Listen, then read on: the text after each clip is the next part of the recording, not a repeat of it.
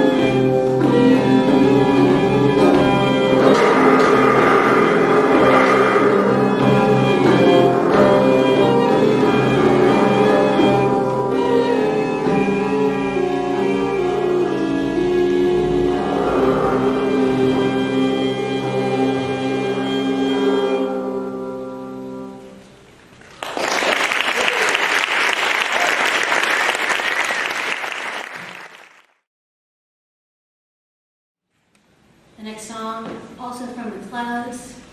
In this song, the chorus calls down the gods to join them in their dancing. They call Zeus, they call Poseidon, they call the sun Helios, they call Apollo, Apollo's twin sister Artemis, Athena, goddess of the city, of course, of Athens, where the song was performed. So that probably got a bit of a cheer when they summoned down Athena. Our native goddess beside us, they say. And they end with a character we'll hear more from tonight, the character whose honor actually all this stuff would have been done once upon a time, Dionysus, god of wine and festivities and theater.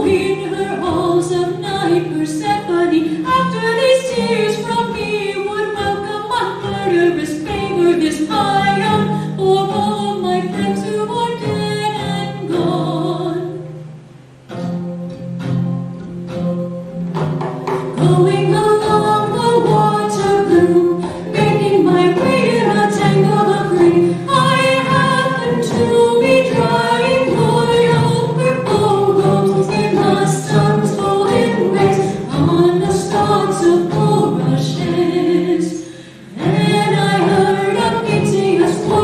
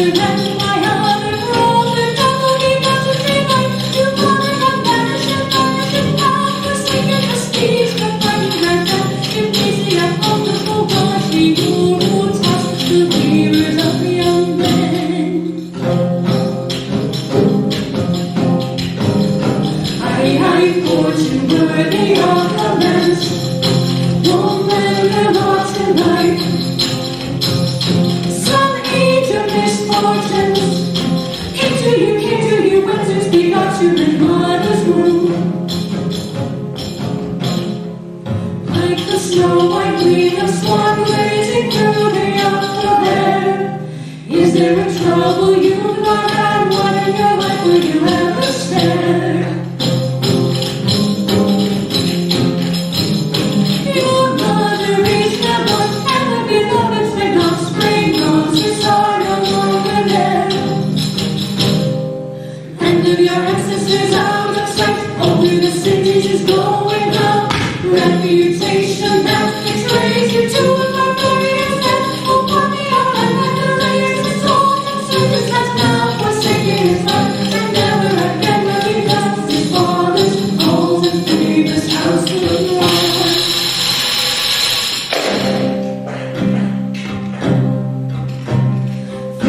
Few, what Phrygian?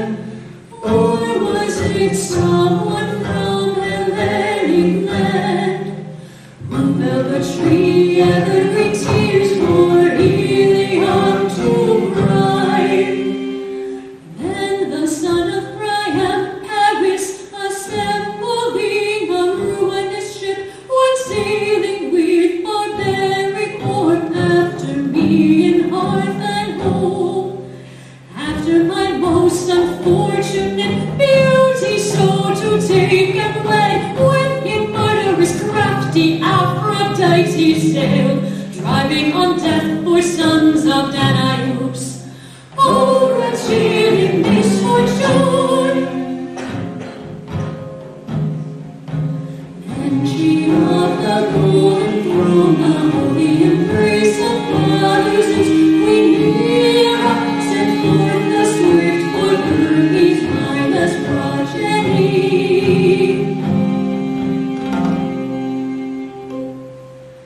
Hermes, as I was gathering in my mantle fresh petals of roses to take them to Athena's great house of gold, abducted me across the sky into this forsaken land, depositing me a wretched quarrel of Greece for Priam's sons.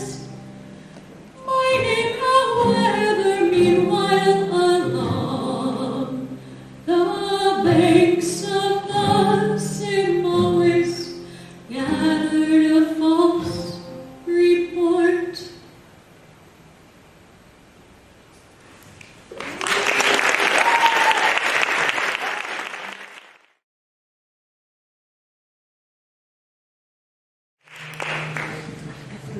First thing, of course, that I need to tell you is about the beautiful artwork that you just saw. This is art by Clintus Fox. Clintus Fox.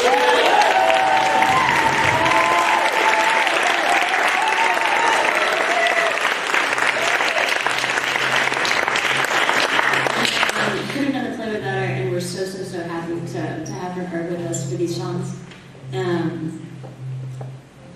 So that was a sad song, maybe you noticed. That's a sad song that Helen sings with the chorus, her friend. Because unlike the version of the story that you probably know, in Euripides' version, Helen does not go to Troy. Which seems crazy. How it's Helen of Troy is how I introduced her. I told you we were going to sing a bunch of songs about Helen of Troy. But here she's in Egypt. You maybe saw some of the papyrus. We're in Egypt now. This is Egypt. Feel it. Feel the desert breeze. We are in the sand, and that's where Helen has been stashed away, waiting for her husband Menelaus. We'll also hear more about Menelaus later tonight, I think. Menelaus has got to come rescue her, but he's taking a long time. And by a long time, I mean it's been 17 years.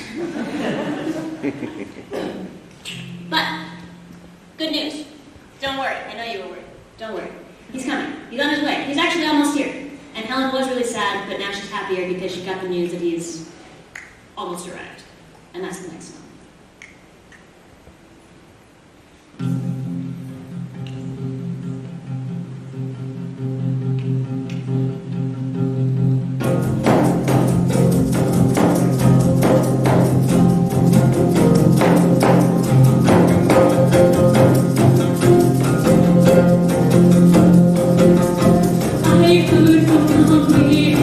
Godly song, the answer I needed in the time has passed.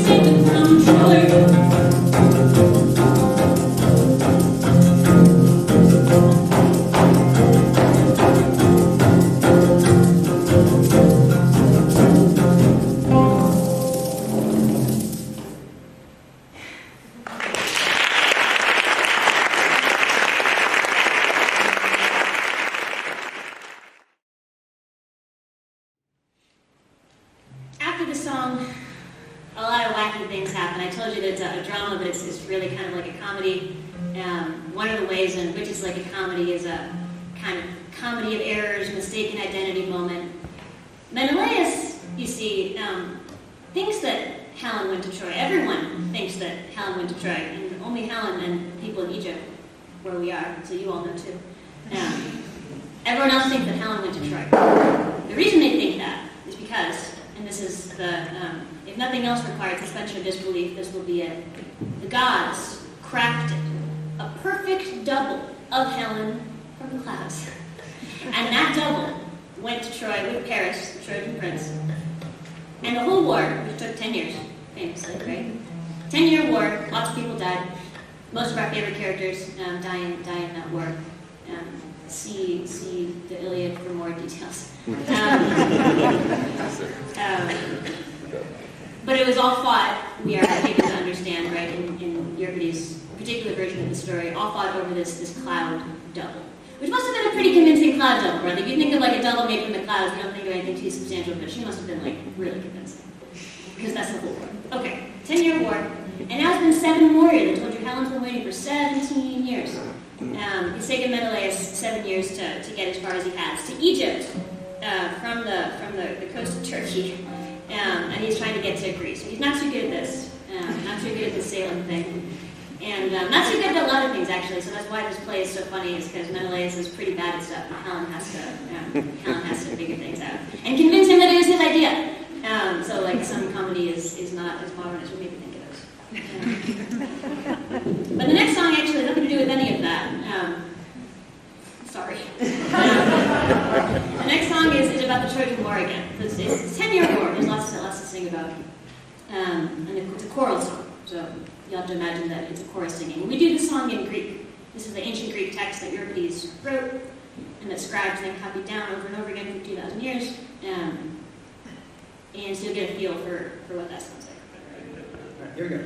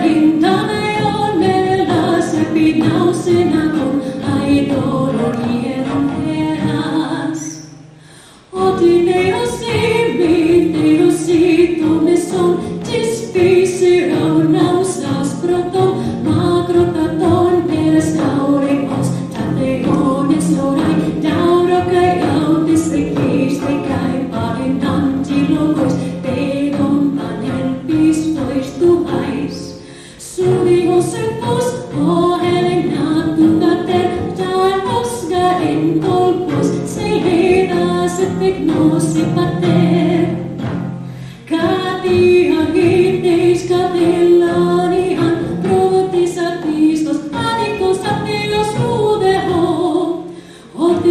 es omnipotente, omnipotente, omnipotente,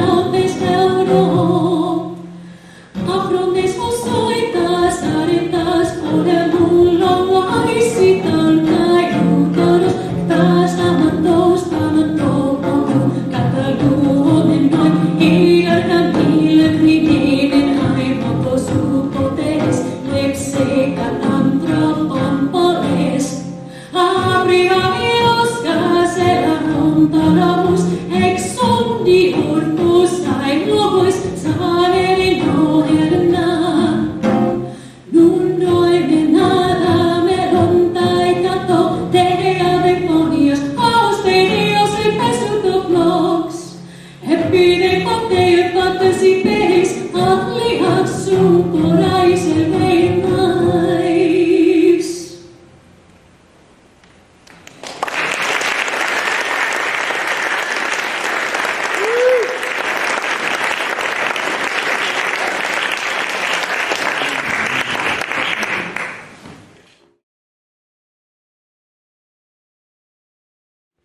So meantime, a whole escape plot is unfolding. This is more of the comedy of this play.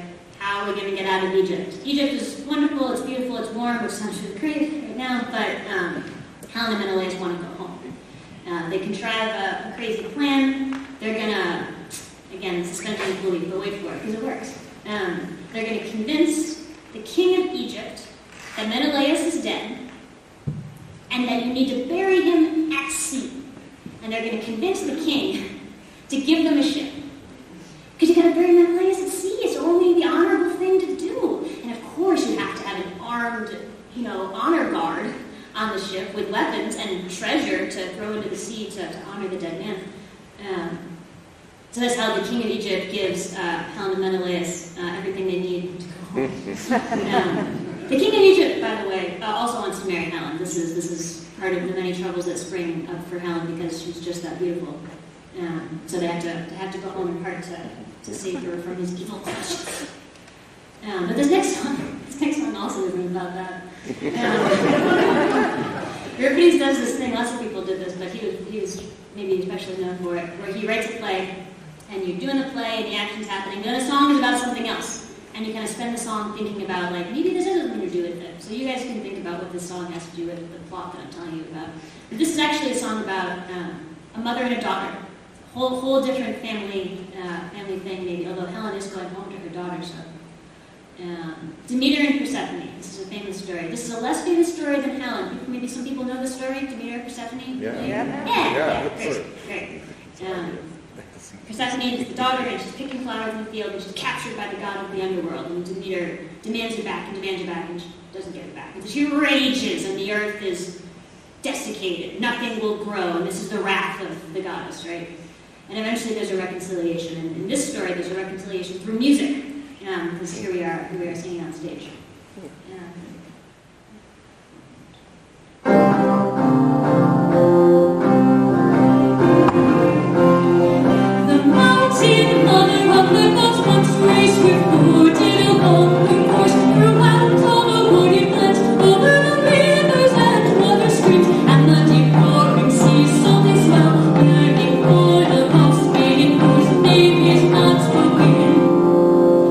Sings and sing, and the nations of custom is crying out.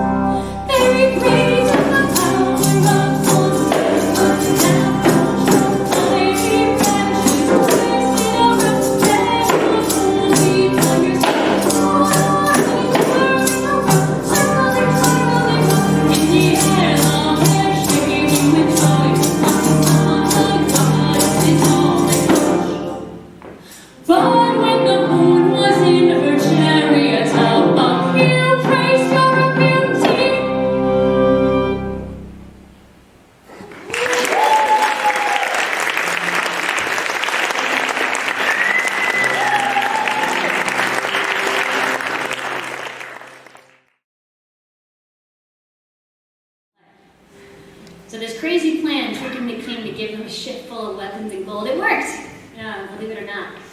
And Helen and Menelaus are going back home. I mentioned they have a daughter. The daughter's name is Hermione. So they're going to go and see her for the first time in 17 years. And the chorus sings a song about all the great things that are going to happen when they get there. Sing about the festivals, the parties, all the things they're going to do when they get back home that they couldn't do when they were away. And the Egyptian king, bummer, doesn't get to marry Helen. And that honor stays with Menelaus alone. So it's a very joyous song. The chorus sings very kind of